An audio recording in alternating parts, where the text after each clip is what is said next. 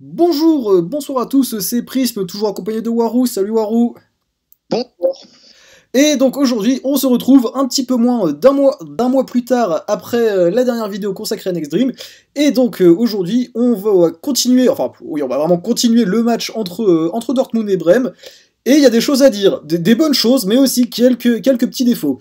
Bref, du coup, comme d'habitude, on va vous résumer au fur et à mesure l'épisode et vous donner notre avis au fur et à mesure, puis on va faire un bilan global. Bref, du coup, la dernière fois, l'épisode se terminait sur le début d'un duel entre Erling Haaland et Makoto Soda. Et si vous vous souvenez bien, personnellement, j'étais un peu sceptique de terminer l'épisode là-dessus, puisque j'avais estimé deux choses. Soit que Haaland gagnait, et que du coup ça faisait traîner le suspense inutilement, soit que Soda allait gagner, et que du coup bah, ça allait un peu niquer la crédibilité d'Haaland en tant qu'antagoniste. Et qu'est-ce qui s'est passé? La deuxième solution.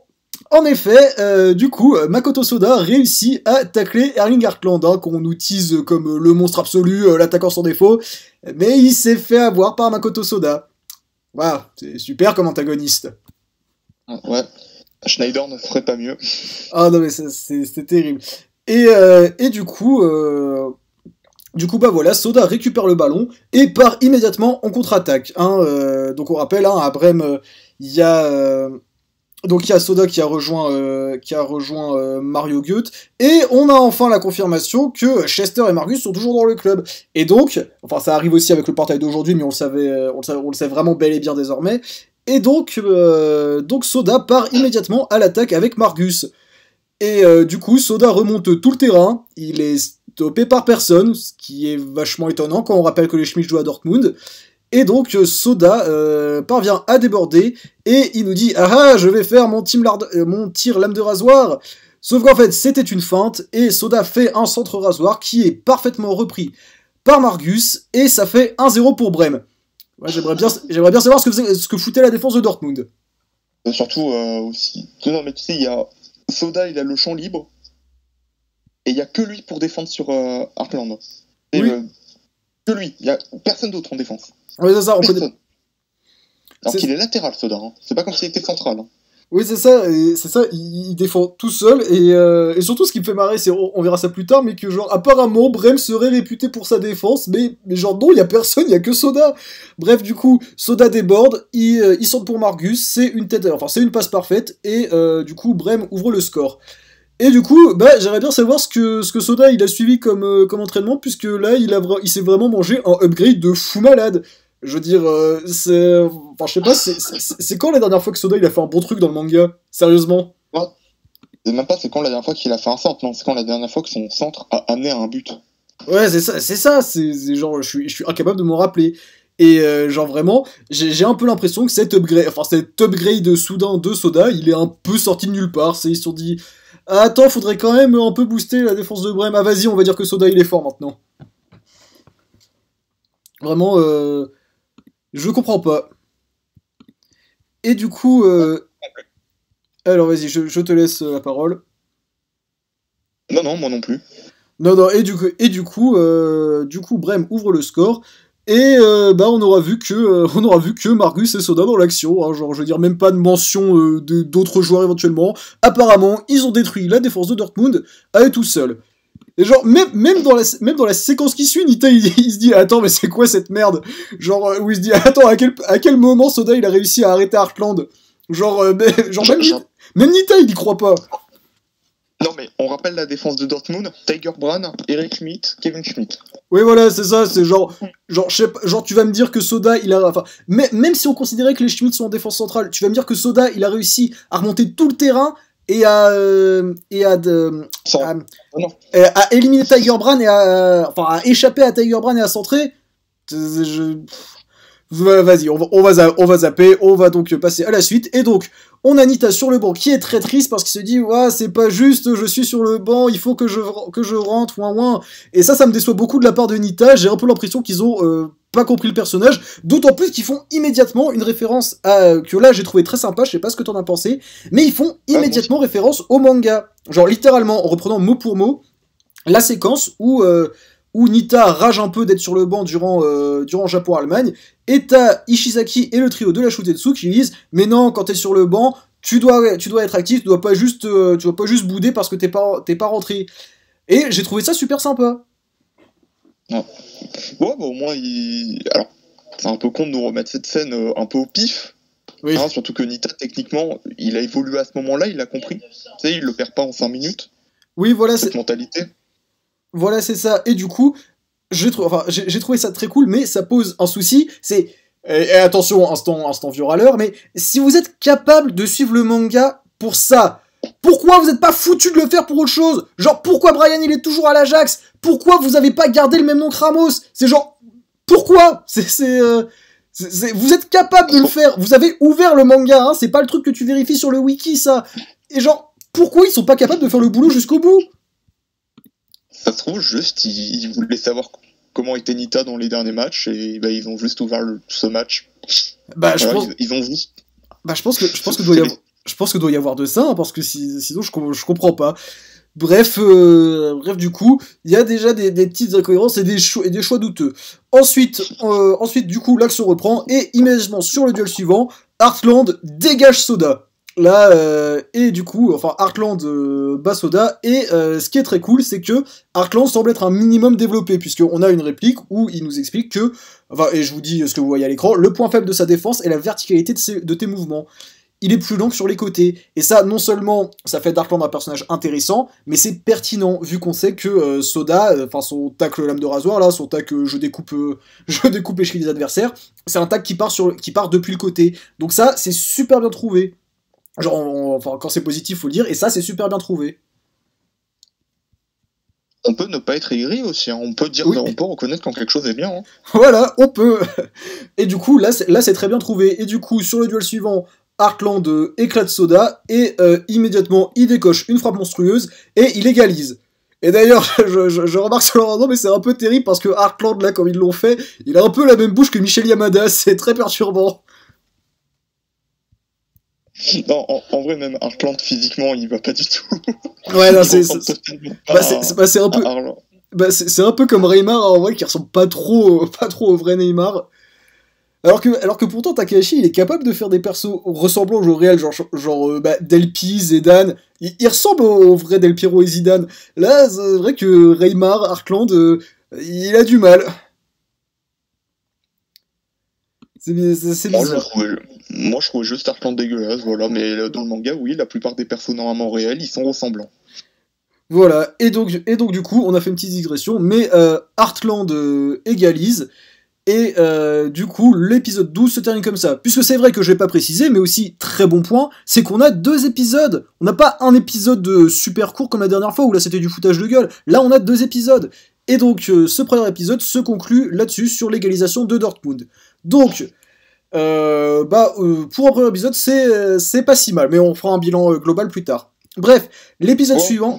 Attends, vas-y, je te laisse la parole. Non. Le fait qu'on ait 2 épisodes, c'est au moins cool, parce que la dernière fois, un épisode, c'était beaucoup trop court. Oui, et surtout, c'était un épisode de 5 minutes. C'est genre, quand tu fais un seul épisode, mais genre plus long comme celui qu'il y avait eu il y a 2 mois sur le Barça et le Real, si c'est un seul épisode, mais qu'il est super long, bah ok, mais tu fais pas un épisode de 5 minutes, quoi. Surtout, c'est limite dommage d'avoir séparé ça, ça aurait été... à la limite de faire une partie Dortmund, où on nous parle plus d'eux, et genre faire une deuxième mi-temps, on parle plus de Brême. Ouais. C'est quitte à... Parce que là, vraiment, ça fait bizarre d'avoir qu'un épisode pour nous parler que de Brême et de Dortmund. Tu sais, vite fait sur les joueurs, et après parler un peu de tout le monde au pif. Ouais. Ça fait... Bon. Bref. Je digresse, mais voilà. Bref, du coup, cet épisode 12 se termine ainsi. Et l'épisode 13 commence sur Makoto Soda, qui est très déçu parce qu'il a laissé s'échapper Heartland. Et il y a Mario Goeth qui lui met la main sur l'épaule et qui fait « Non mais t'inquiète, la prochaine fois tu l'auras, on va gagner ce match. Et attention, c'est le moment d'un flashback !» Bref, du coup, ce flashback est très intéressant, enfin, intéressant dans son contenu, mais mine de rien, personnellement, il m'a quand même pas mal déçu, c'est qu'on apprend que Victorino, il est plus à Brême. Voilà, il est parti où, on sait pas, va te faire foutre. Voilà, même pas une mention dans quel championnat il va jouer, même pas s'il a... Non, il est parti. Ouais, voilà, c'est ça. Après, je veux dire, au moins, maintenant, on sait ce qu'il est devenu, puisque quand même, ça faisait depuis... Ça a commencé quand, Next Dream? Ça a commencé il y a quoi, ça? Il y a 1 an, à peu près. Et, enfin, un peu moins. Et genre, on nous mentionne Brem dans le premier épisode, et à aucun moment, il nous mentionne que sont devenus Chester, Marcus, Victorino. C'est seulement maintenant qu'on sait que Victorino n'est plus dans le club, enfin qu'il va partir. Je crois que non, il est parti. Hein. Il regarde juste une interview de lui qui dit qu'il est parti. Hein. Ouais, c'est vrai. Et du coup, bah voilà, Victorino est plus à Brême, et c'est pour pallier son absence que le club a décidé de recruter Soda et Mario Goethe. Et du coup, personnellement, je veux dire, j'attends, il y a un semblant de justification, donc pourquoi pas. Après, d'un point de vue purement subjectif, cette décision, elle me déçoit beaucoup. C'est genre, le trio brémois, il est quand même super cool, et genre, pourquoi l'avoir séparé? C'est genre, je comprends pas. Tu sais, tu pouvais pas jouer à 3 attaquants avec Goethe à droite qui déborde et Victorino qui fait des... Tu sais, les deux qui jouent différemment. Oui, c'est ça. Non, apparemment, c'était pas possible. Je comprends pas. Après, on attend de savoir où est-ce qu'il va, Victorino. Ça se trouve, il va être dans un club sympa, mais bon, pour le moment, on sait pas. Je sais que Foxy aimerait beaucoup le voir à Hambourg. Et on va dire pourquoi pas. En vrai, je veux dire, là de toute façon, maintenant qu'il est parti de Brême, j'ai envie de dire, c'est bon, vous pouvez le mettre n'importe où. Ça sera pas. Pourquoi pas. Ça sera jamais plus con qu'Ishizaki. Hein. Ouais, de toute façon, Ishizaki à l'Inter de Milan pour un transfert définitif, ça va être la valeur étalon du bullshit qu'on peut pas dépasser. Ah oui, non, mais là, c'est le S tier, tu sais, c'est vraiment, tu mets ça au tout début, comme ça, tu sais qu'à partir de quel niveau de bullshit c'est le reste. Ouais, voilà, c'est ça.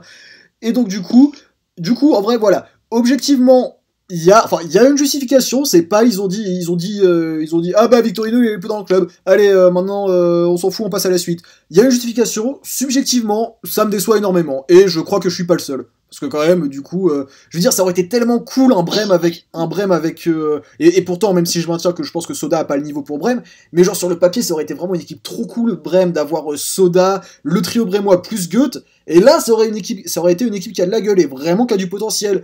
Là, j'ai envie de dire, bon bah Brême, ils vont batailler pour le podium en Bundesliga et c'est tout, hein. Bah ouais, parce que sur papier, maintenant, c'est... Bah, pour Dortmund, au moins ils affrontent Dortmund en premier match, tu sais, ça fait un peu match équilibré. Ouais, c'est effectif. Et bon, Dortmund a l'air plus intéressant, je dirais.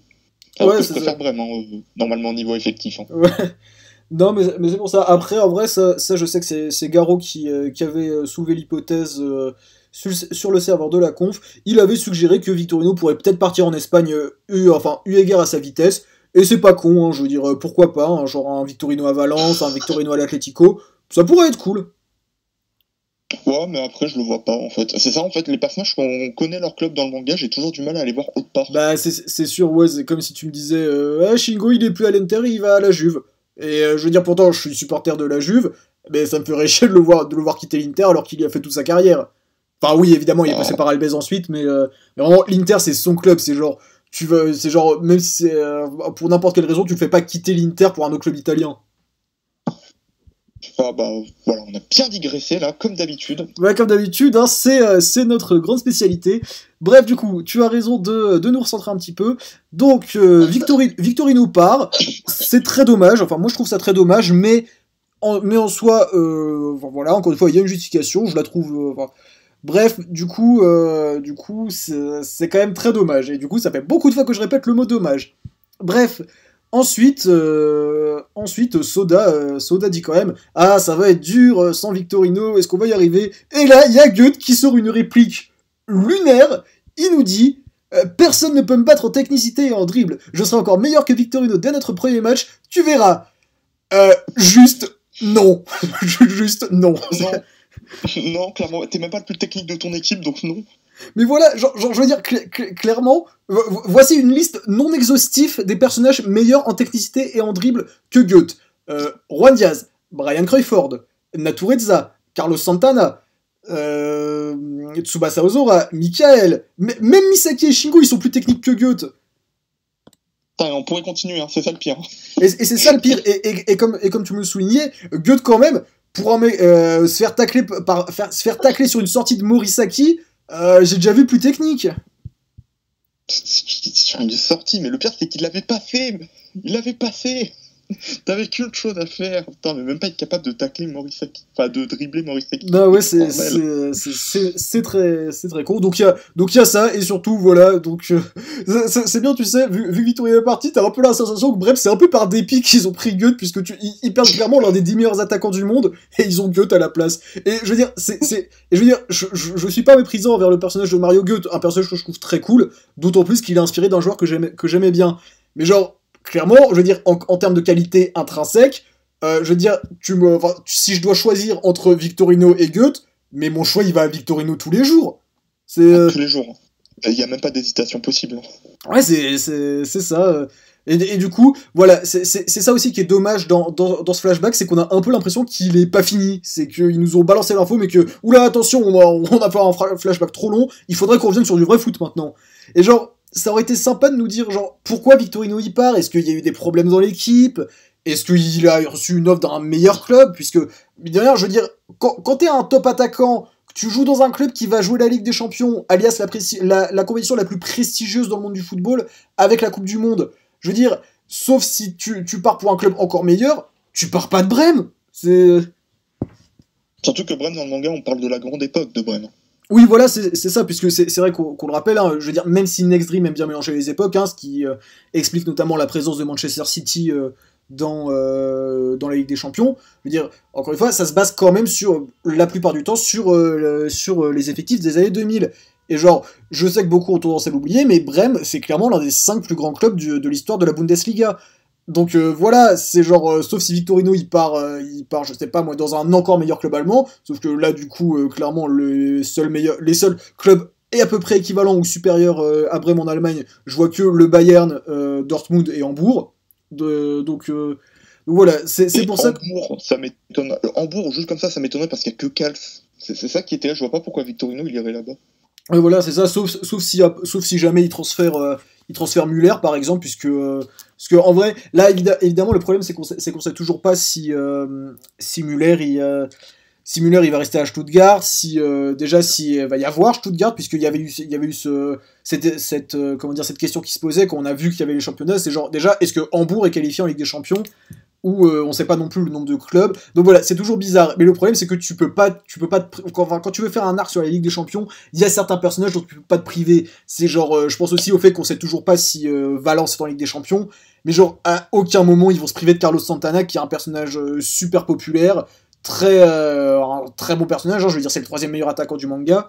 Donc voilà, c'est dommage aussi qu'on n'ait pas eu de confirmation avec, genre, on a eu une grosse vidéo promotionnelle avec pratiquement tous les clubs dont ils nous ont parlé, et il y en a certains, on sait toujours pas. C'est vraiment très bizarre. Ouais, il y a encore plein de personnages ultra populaires, et je parle pas de random qu'on a vu plus rarement, comme Chat, mais là je parle par exemple de Michael. Oui, genre, est-ce que Michael continue le football? Est-ce qu'il joue? Est-ce qu'il a encore arrêté le football? Parce qu'on ne parle jamais de lui, c'est ça qui est assez incroyable. Oui, c'est ça. Pas comme si c'était un random. C'est ça. Bon, après, je te rappelle qu'on parle toujours pas de Gino et de Gentile, et ça, je le prends très mal. Ah oui, non, mais moi aussi. Bon, et du coup, on a encore vachement digressé.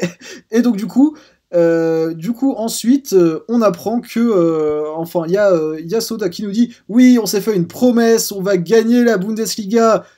Genre, mec, tu joues dans le championnat où il y a le Bayern de Munich. Si tu peux attraper la 2e place, c'est déjà très bien. Mec, tu joues dans le championnat où dans une seule équipe, t'as le meilleur attaquant du monde et le meilleur gardien. Bonne chance. Ouais, c'est genre, oui, évidemment, je veux dire, ça aurait été pas super si Soda il nous avait dit bon, bah, on va pas réussir à gagner le championnat, hein, donc on va viser la 2e place. Ouais, c'est sûr, ce serait pas très stylé, mais à un moment, faut être réaliste. C'est genre, donc quand tu joues en Bundesliga, il y a le Bayern et les autres, ils sont un cran en dessous, c'est pas insultant, c'est comme la Ligue 1 actuellement. La Ligue 1, t'as le PSG qui est 15 points au-dessus des autres et qui va sûrement être champion ce week-end. Et après, bah, t'as les autres qui bataillent pour le podium ou la 2e place. Et genre, c'est pareil en Allemagne. Ouais, mais c'est normal, c'est comme ça. Les très gros clubs, ils sont forts, c'est tout. Ouais, voilà, au-dessus des autres. Voilà, c'est ça. Et je veux dire, au pire, donne un objectif, battre le Bayern, c'est bon, au moins une fois. Ouais, voilà, c'est ça. Et sinon, un truc un peu bête, mais qui me fait marrer, ce qui me fait beaucoup rire, c'est que sur l'image où t'as Soda qui dit on va battre Dortmund dès le match d'ouverture et continuer sur le lancer jusqu'à la victoire finale, tu sens le mec qui a dessiné ça, je sais pas si c'était Takahashi ou si c'était quelqu'un d'autre, et il avait pas envie de faire un truc détaillé, il a aligné les 4 persos en mode photo de classe. Tu sais, même pas une petite image un peu stylée comme le serrage de main de Tiger Brand et Nita, non, là c'était vraiment le... Ouais, c'est vraiment aligné en rang. Allez les enfants, on va faire la photo. Et donc du coup, après ça, on revient au match où ça se termine là-dessus. On voit pas d'autres actions. Enfin, va y avoir il devait y avoir normalement un troisième duel entre Soda et Heartland, sauf que l'arbitre siffle la mi-temps, donc sur le score de 1 partout, et que Heartland sort une bonne grosse réplique de méchant. On réglera ça en deuxième mi-temps. Ce n'est pas une égalité qui va me satisfaire. Est-ce que vous êtes sûr qu'on a compris que c'est le méchant? Est-ce qu'on n'aurait pas pu rendre ça encore plus évident? Non, je pense là c'était vraiment le niveau max. Enfin, c'était pas assez évident. Je pense vraiment qu'il fallait encore ajouter des choses. Ouais, voilà, vraiment là, faudra ajouter la petite musique là. Le méchant. C'est tellement ça. Voilà, et du coup, surtout qu'en plus, là, vraiment... Bon, après, c'est peut-être aussi pour renforcer son côté antagoniste que Takahashi lui a collé une gueule immonde, hein, c'est vraiment en mode « je suis moche, donc je suis méchant ». Peut-être, hein, je veux dire... C'est pas insultant, mais le personnage réel, à l'origine, il a déjà assez une tête de méchant comme ça. Ouais, c'est vrai, surtout, il a un physique de méchant, c'est... Il manque plus que le cache-œil, tu sais. Ouais. Hop, vraiment, gros antagoniste. Et voilà, donc du coup, la première mi-temps se termine là-dessus, et après, on apprend que Soda, en fait, il a une trouille monumentale de Heartland, c'est vraiment... là, il nous dit bien qu'au coup de sifflet, il se sent calme parce qu'il se sent rassuré que l'arbitre ait sifflé avant que Heartland ait pu l'humilier une fois de plus. Et genre... je sais quand on est discuté sur la course ce matin qu'il y a beaucoup qui n'ont pas aimé ça, que Soda se fasse vraiment tout tremblotant devant Heartland. Bah moi au contraire je trouve que c'est cool, que ça permet de développer, enfin que ça permet de nuancer un peu le personnage, tant Soda que Heartland. Bah, au moins ça donne de la crédibilité à Heartland. Tu sais, là tu te dis bien que Soda, qui est pourtant un joueur éclaté, il a quand même peur de lui. Ouais, voilà, ouais. C'est ça. Et du coup, c'est vrai que maintenant que tu le dis, c'est vrai que vu que ça commençait quand même très mal pour Heartland, pour sa crédibilité, bah là ça en impose. Et c'est comme ça que tu fais un antagoniste. Alors, même si je peux juste rajouter un truc vite fait, ouais. Mais je trouve ça dommage qu'on ne parle toujours pas de son physique. Je sais pas, c'est pourtant la chose normalement qui, dans le joueur réel, c'est la chose que tu penses. Bah, le physique, on n'en parle pas des masses sur lui. Bon, ils en parlent quand même un peu, genre, bah là pendant ce troisième duel, il y a quand même Soda qui dit attends, comment je suis censé stopper un mec aussi fort que lui physiquement? Il dit un truc comme ça. Donc voilà, c'est mentionné, mais c'est vrai que c'est pas plus développé que ça, et c'est un petit peu dommage. Ah, bon. Mais bon, du coup, l'épisode se termine sur cette image, donc de Soda qui a la trouille de Heartland. Et du coup, bilan, bah en vrai, on a beaucoup râlé, on a beaucoup digressé, mais c'était vachement bien en vrai. Bah voilà, on a beaucoup parlé de Captain Tsubasa, donc forcément ça veut dire que c'était un bon chapitre, on avait des choses à dire.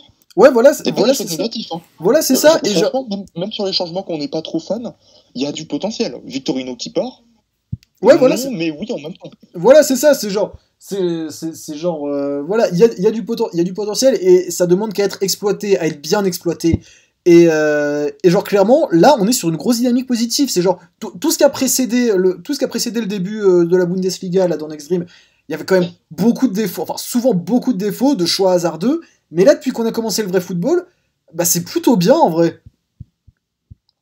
Ouais, bah pour le moment, moi j'ai bien aimé. C'est que le premier match sur deux équipes que j'étais pas super fan. Je veux dire, il y a qu'un seul joueur que j'aime vraiment dans les deux équipes. Chenita. Et pourtant, ouais. Mon équipe préférée entre les deux, c'est clairement Dortmund. Bah, moi aussi, mais après, c'est parce que j'ai supporté RL, donc clairement, clairement ça aide. Non, mais du coup, ouais, c'était bien. Donc, on a eu 2 épisodes, c'est quand même cool. Je pense que 2 épisodes par mois, c'est une bonne moyenne. Ça fait, donc, en gros, ça fait comme si c'était un épisode toutes les 2 semaines. C'est quand même un bon rythme. Ensuite, dans les autres points positifs, Heartland, pour un joueur réel, c'est pas un plot, contrairement à l'écrasante majorité des joueurs réels dans le manga. Et il y en a un peu qui sont intéressants. Et en plus, on a eu des actions. Bon, en vrai, techniquement, on a eu que 2-3 actions. Hein. On a eu quelques duels entre Soda et Heartland et les 2 buts. Mais c'était cool. Après, quand même, c'est vrai qu'on n'en a pas parlé, mais il y a aussi quand même le souci que. Bon, on a juste vu Soda, Heartland et Margus. Sinon, les autres, ils faisaient acte de présence. Hein. C'est genre même pas. On les voit pas en action. On les voit pas du tout. C'est genre Chester, on le voit dans le flashback, on le voit pas en action. Les Schmidt et Tiger Brad, on sait pas ce qu'ils foutent. T'as vu, ils sont paumés. Non, mais par contre, on en parle de la durée de ce match. C'est genre duel Heartland, Soda gagne, passe décisif, but. Heartland bat, but. 3e affrontement, fin de la mi-temps. C'est à peu près ça, en gros. Bah après en vrai, je trouve que c'est pas si dérangeant qu'ils aillent directement au but. Mais tu sais, on nous dit pas qu'il s'est passé des choses avant. Juste, c'est vraiment juste, ça va droit au but. Ouais. Après bon, au moins c'est rapide. Hein. Bah par contre, parce que j'ai pas envie qu'on passe toute notre vie sur ce match, hein, parce que là, on va taper ce match au total pendant 3 mois. Bah et c'est ça le problème, puisque encore une fois, moi je suis très content de voir les championnats, puisque du coup ça va vraiment développer le tout. Le problème encore une fois, c'est que si c'est genre une mi-temps, enfin si genre chaque match c'est 3 mois, genre un mois de pré, enfin un mois le pré-match, un mois suivant la première mi-temps et le mois d'encore après la deuxième mi-temps. Je veux dire, s'il faut passer par tous les championnats, toutes les équipes mentionnées, la Ligue des Champions, elle commence dans 10 ans. Ah, c'est ça va être long, parce que là, si les autres clubs qu'on connaît en Allemagne, bah là, t'as encore Hambourg et le Bayern à développer. Hein. Bah, et même s'ils veulent développer le championnat, t'as encore Stuttgart, Mönchengladbach. C'est pour ça que je suis en train de me demander, est-ce que juste ils vont pas développer une équipe à chaque fois? Bah, en vrai, je pense pas les plus impressionnants, mais au moins une équipe, parce que là, je vois pas l'intérêt, par exemple, de parler du Bayern. Oui, non, clairement. Il n'y a pas de perso à rajouter. S'ils rajoutent des persos au Bayern, par contre, ça va être chiant. Oh non, mais déjà, c'est bon, le Bayern, ils sont déjà suffisamment forts comme ça, c'est pas la peine de leur rajouter des trucs. Genre, imagine Victorino, il part au Bayern.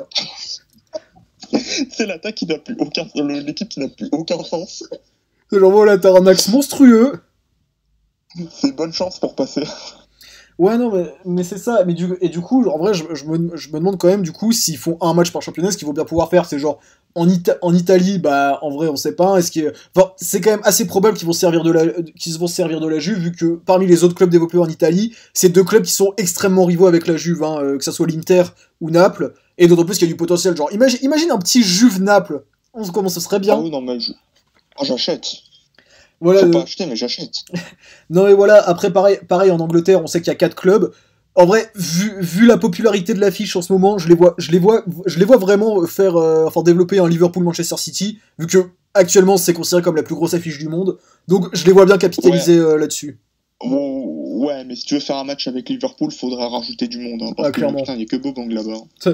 Mais non, il y a aussi Conwell, l'Australien que tout le monde a oublié, comme tous les Australiens dans le manga. Arrête de le rappeler, il est inutile.